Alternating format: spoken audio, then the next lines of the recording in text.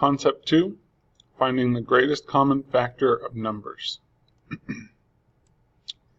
So to find the greatest common factor of two numbers, you're going to use the prime factorization to find all the factors of each number, and then figure out which numbers they have in common, and multiply those together to get your greatest common factor.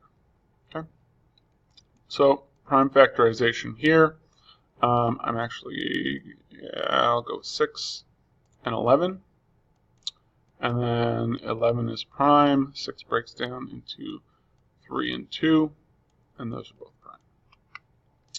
18 is 6 and 3. Oops. Let me circle that one. 3 and 6.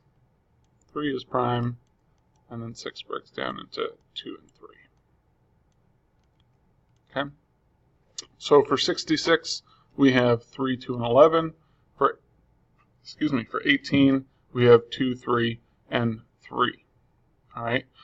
You're going to be matching just one with each. So although I have a 3 here, I have 2 3s here. So only 1 3 is common. Okay. So these both have 1 2 in common and 1 3 in common. If I list them all out, so 18 is 2 times 3 times 3, and 66 is 2 times 3 times 11, you basically can cross out factors that they have in common, and then multiply them together to get your greatest common factor, which in this case is 6. Okay, let's do another one. All right, 52 and 130, so we'll take out 2 and 26, take out another 2 and 13, and that's my prime factorization. Take out 2 and 50, 65,